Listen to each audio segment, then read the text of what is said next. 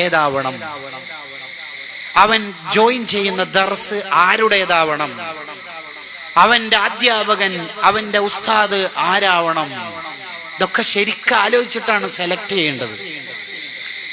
എവിടെയെങ്കിലും പഠിപ്പിക്കണ്ടേ എന്ന് വിചാരിക്കരുത്. നമ്മുടെ ഖബർ എന്ന ലോകം സ്വർഗമാക്കി തീർക്കാൻ നമ്മളെ മക്കളെ കൊണ്ട് കഴിയും.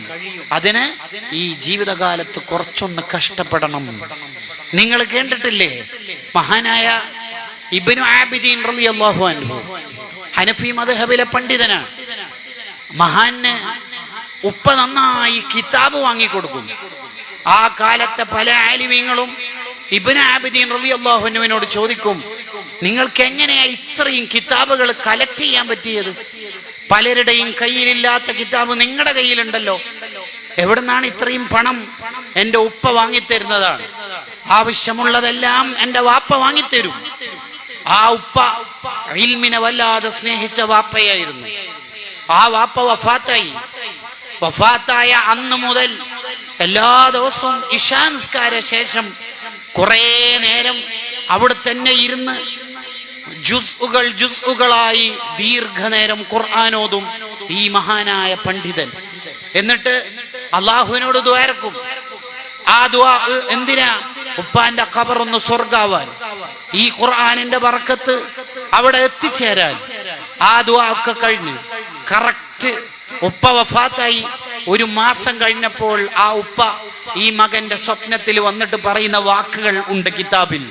എന്താ വർത്താനം എന്നറിയോ? ജസാക്കല്ലാഹു ഖൈറൻ, മോനിക്ക് അല്ലാഹു വലിയ പ്രതിഫലം തരട്ടെ. മോൻ ഓതുന്ന ഖുർആൻ ഉപ്പാന്റെ ഖബറിലേക്ക് എത്തുന്നുണ്ട്. എന്തൊരു സന്തോഷാണെന്നറിയോ? എന്തൊരു സന്തോഷാണെന്നറിയോ? മോൻ ഇനിയും തുടരണം, ഓതിക്കൊണ്ടിരിക്കണം. ഇങ്ങനെ നമ്മുടെ ഖബർ വെളിച്ചമാക്കാൻ നമ്മളെ മക്കൾ ഇവിടെ ഉണ്ടാവണം. റീൽസുകളുടെ കാലത്ത്, സോഷ്യൽ മീഡിയയിൽ തെറ്റുകൾ അധികരിക്കുന്ന കാലത്ത്, തെറ്റുകൾ അഭിമാനമാവുന്ന കാലത്ത്, നിങ്ങൾക്ക് പ്രേമമുണ്ടെങ്കിൽ പെണ്ണിന്റെ പേരെഴുതൂ, ആ പേര് ബോക്സിൽ സ്ഥാപിക്കൂ. ആ പെണ്ണുമായി നിങ്ങൾക്ക് കണക്ട് ആക്കി തരാൻ നമ്മളുണ്ട് എന്ന് പറയുന്ന വിദ്യാർത്ഥി രാഷ്ട്രീയ പാർട്ടികൾ ക്യാമ്പസിൽ അരങ്ങുവാഴുന്ന കാലത്ത് നമ്മളെ മക്കള് നന്നായി കിട്ടണമെങ്കിൽ കൂട്ടുകാരെ പെരുത്ത് അധ്വാനിക്കണം, പണിയെടുക്കണം. തെറ്റുകൾ മാടി വിളിക്കുന്ന കാലം, തെറ്റ് ചെയ്യുന്നവർ ക്യാമ്പസിൽ നേതാക്കളാവുന്ന കാലം, ആ കാലത്തല്ലേ നമ്മുടെ മക്കൾ ഹയർ സെക്കൻഡറിയിലും ആർട്സ് ആൻഡ് സയൻസിലും പ്രൊഫഷണൽ കോളേജിലൊക്കെ പഠിക്കേണ്ടത്. ആ കാലത്ത് മക്കൾ നന്നായി കിട്ടണമെങ്കിൽ ഡിഗ്രി കൊണ്ടും പോസ്റ്റ് ഗ്രാജുവേറ്റഡ് ആയതുകൊണ്ടും ആവില്ല. നമ്മളെ വീട്ടിൽ നിന്ന് ഇസ്ലാം നിർദ്ദേശിച്ച മുഴുവൻ കാര്യങ്ങളും കൊടുത്തുകൊണ്ടിരിക്കണം. അതാണ് വേണ്ടത്. അതാണ് പറയുന്നത്, എന്റെ മകൻ ആരോടൊപ്പം കൂട്ടുകൂടുന്നോ അതിനനുസരിച്ച് ആ കുട്ടി നന്നാവുമോ മോശമാകുമോ എന്ന് നമുക്ക് വിധി എഴുതാം. അതാ രണ്ടാമത്തെ. 3, നമ്മളെ മക്കൾക്ക് കൊടുക്കുന്ന ഫുഡ് പ്യുവർ ഹലാലായിരിക്കും. പൂർണ്ണമായ ഹലാല് മാത്രമേ കുട്ടികളെ കഴിപ്പിക്കാൻ പറ്റുള്ളൂ. അവിടെ തന്നെ ഗസാലി ഇമാം റളിയല്ലാഹു അൻഹു പറയുന്നുണ്ട്, നിന്റെ ഭാര്യ, നിന്റെ കുട്ടി ജനിച്ച ഉടനെ, നിന്റെ ഭാര്യ പ്രസവിച്ച ഉടനെ ആ കുട്ടിക്ക് കൊടുക്കുന്ന മുലപ്പാല് ഹലാലായി തുടങ്ങണം. അവിടുന്നാണ് സ്റ്റാർട്ടിങ്. ആദ്യം ആ കുട്ടി കഴിച്ചു തുടങ്ങുന്നത് നിന്റെ ഭാര്യയുടെ മുലപ്പാല. അതിന് നീ ഭാര്യക്ക് കൊടുക്കുന്ന ഫുഡ് ഹലാലാവണം. അതിന് നിന്റെ അധ്വാനിക്കുന്ന പണം, നീ സമ്പാദിക്കുന്ന പണം ഹലാലാവണം. ആരെയും പറ്റിച്ചിട്ടാവരുത്. കച്ചവടം വഞ്ചനയുടേതാവരുത്.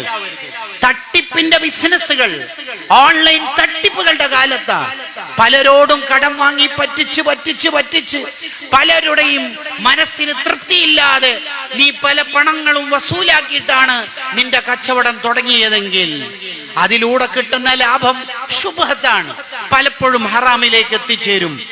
അതുകൊണ്ടാണ് നീ വണ്ടക്കയും തക്കാളിയും ഉള്ളിയും വാങ്ങുന്നതെങ്കിൽ, മാംസവും മത്സ്യവും വാങ്ങുന്നതെങ്കിൽ, അതല്ലേ നിന്റെ ഭാര്യ കഴിക്കുന്നത്? ആ ഊർജത്തിലല്ലേ മുലയിൽ പാല് വരുന്നത്? ആ പാലല്ലേ കുട്ടി കുടിക്കുന്നത്? ആ കുട്ടി നന്നാവണമെന്ന് നീ കുറെ ദുആർന്നിട്ട് എന്ത് കാര്യം? എവിടുന്ന് ദുആന് ഉത്തരം കിട്ടാനാ? ഹറാം. ആ കുട്ടി കഴിച്ച ഫുഡ്, നീ കഴിച്ച ഫുഡ് ഹറാം. ഹറാം. നീ കുടിച്ച പാനീയങ്ങൾ, നിന്റെ വീട്ടുകാർക്ക് കൊടുക്കുന്ന വെള്ളം, അതും ഹറാം.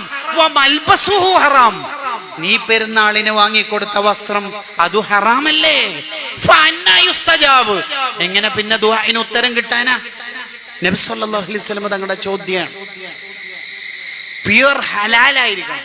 ഒരു അറബിയെയോ ഒരു ബോസിനെയോ ഒരു മുതലാളിയെയോ ഒരു പ്രിൻസിപ്പളെയോ ഒരാളെയും പറ്റിച്ചിട്ട് ശമ്പളം വാങ്ങാൻ പാടില്ല. ഒരാളെയും. പല ബിസിനസ്സുകളും ഹറാമുകൾ അരങ്ങുവാഴുന്ന കാലത്താണ് നമ്മൾ ജീവിക്കുന്നത്. നമ്മുടെ ധനം പ്യുവർ ഹലാലാവണം. എനിക്ക് കഴിവില്ലാത്ത ഒരു കഴിവ് അഭിനയിച്ചിട്ട് ഒരു ചികിത്സ ഞാൻ നടത്തി, എനിക്ക് ആ ചികിത്സ അറിയില്ല, അയാളെ മുന്നിൽ ആ ചികിത്സ ഞാൻ അഭിനയിച്ചിട്ട് ഒരു ചികിത്സ നടത്തി, എന്നിട്ട് അയാളുടെ രോഗം മാറി, എന്നാൽ എനിക്ക് ഫീസ് വാങ്ങാൻ പറ്റോ? ഫിഖ്ഹിൽ ചർച്ചയുണ്ട്, പറ്റൂല. നമ്മുടെ സമ്പാദ്യം മുഴുവനും പ്യുവർ ഹലാലായിരിക്കണം. ഒരാളെ മുന്നിലും ഒന്നും കഴിവുണ്ടെന്ന് അഭിനയിക്കരുത്, ഒന്നും അഭിനയിക്കാൻ പാടില്ല. ഞാൻ വലിയ മഹാനാണ് എന്ന് നമുക്കാർക്കും തോന്നരുത്. നമ്മളോട് ദുആ ചെയ്യിപ്പിച്ച പലരും സിറാത്ത് പാലത്തിലൂടെ പോകുമ്പോ ഇടയിലൊന്ന് താഴേക്ക് നോക്കിയാൽ ഒരുപക്ഷെ നമ്മളെ താഴെ കാണേണ്ട ഗതികേട് വരാൻ പാടില്ല. അതിന് നമ്മൾ സമ്പാദിക്കുന്ന ഓരോ പണവും നമുക്കർഹമാണ് എന്ന് ഉറപ്പ് വരുത്തിയിട്ടാണ് സമ്പാദിക്കേണ്ടത്. ആളെ മുമ്പിൽ നിന്ന് ചോദിച്ചാൽ അയാള് കുറച്ച് പൈസ തരും സംഭാവനയായിട്ട്. വീട്ടിൽ നിന്ന് ചോദിച്ചാൽ അയാളുടെ കഷ്ടപ്പാട് പറയും. എങ്കിൽ അയാളെ നിർബന്ധിച്ചിട്ട് സ്റ്റേജിൽ നിന്ന് സംഭാവന നടത്താൻ പറ്റുമോ എന്ന് ചർച്ചയുണ്ട് നമ്മളെ മതത്തിൽ. ഇബ്നു ഹജർ തങ്ങൾ വിശാലമായി തന്റെ തഹ്രീറുൽ മഖാലിൽ എഴുതി വെക്കുന്നുണ്ട്, അത് പിടിച്ചുപറിയുടെ ഹുക്കുമിൽ പെടുന്ന പണമാണ്. അതുകൊണ്ട് നമ്മളൊരു സ്ഥാപനം ഉണ്ടാക്കിയാൽ ആ സ്ഥാപനത്തിൽ എന്ത് ബർക്കത്തുണ്ടായാല്, അവിടെ പഠിച്ച കുട്ടികൾ എങ്ങനെയാ പ്രതിഭകളാവല്. അതുകൊണ്ട് നമ്മൾ ശ്രദ്ധിക്കണം, നമ്മളെ മക്കള് സ്വാലിഹീങ്ങളാവണം.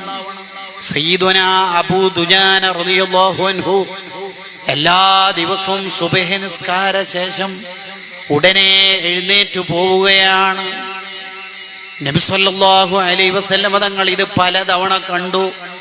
എന്തേ അബൂ ദുജാന, എന്താ മോനെ നീ രാവിലെ തന്നെ നിസ്കാരം കഴിഞ്ഞ ഉടനെ എഴുന്നേറ്റു പോകുന്നത്? അള്ളാഹുവിനോട് പറയേണ്ട കാര്യങ്ങളൊന്നും ഇല്ലേ? അള്ളാഹുവിലേക്ക് ആവശ്യമില്ലേ? ദുആയിലും ദിക്റിലൊന്നും പങ്കെടുക്കുന്നില്ലേ? അബൂ ദുജാന റളിയല്ലാഹു അൻഹു നൽകിയ മറുപടി എന്താണ്? എന്റെ മക്കൾ പട്ടിണിയിലായി കിടന്നുറങ്ങുന്ന മക്കളാണ്, ദാരിദ്ര്യത്തിന്റെ തീച്ചൂളയിൽ ജീവിക്കുന്ന കുടുംബമാണ്, രാത്രി കരഞ്ഞു കരഞ്ഞ് കഷ്ടപ്പെട്ട് കിടന്നുറങ്ങുന്ന മക്കൾ. രാവിലെ എന്റെ വീട്ടിന്റെ അപ്പുറത്തെ വീട്ടുകാർ ഒരു ജൂതന്റെ വീടാണ്. ആ വീട്ടിലെ ഈന്തപ്പന മരത്തിൽ നിന്ന് കാറ്റടിക്കുന്ന സമയത്ത് ഇപ്പുറത്തെ എന്റെ വീട്ടിലെ പറമ്പിലേക്ക് മുറ്റത്തേക്ക് പഴുത്തതും മറ്റുമായ ഈത്തപ്പഴം വീണിട്ടുണ്ടാകും. എന്റെ മക്കള് രാവിലെ എഴുന്നേറ്റ ഉടനെ പട്ടിണി കൊണ്ടത് തിന്നും. അവർക്കറിയില്ലല്ലോ ഇതെന്റെ സ്വത്താണെന്ന്. മക്കള് പട്ടിണി കൊണ്ട് തിന്നുന്നതാണെങ്കിലും എന്റെ മക്കൾക്ക് അത് അർഹമായതല്ലല്ലോ എന്ന് ചിന്തിച്ച് രാവിലെ ദുആഇനും ദിക്റിനൊന്നും ഇരിക്കാതെ ഞാൻ പെട്ടെന്ന് പോവുകയാണ് നബിയേ. ആ ഉപ്പയെയാണ് നമ്മൾ മാതൃകയാക്കേണ്ടത്. എത്ര കഷ്ടപ്പാടായാലും ലോൺ എടുക്കുന്ന പരിപാടി ഒരു മുഅ്മിനിന് അനുവദനീയമല്ല. പലിശയുടെ ഒരു ബന്ധവും നമുക്ക് പറ്റൂല. അതിന് ന്യായങ്ങളും മസാലകളും ഖീലയും ഖൗലും പറഞ്ഞു തരാൻ പല മുറി മൗലിയാമാരും നമുക്കുണ്ടാവും. നമ്മൾ ആഖിറം നമ്മൾ തന്നെ നോക്കണം. നമ്മൾ മാനബത മിനൽ ഹറാമി ഫന്നാറു ഔലാ ബിഹി.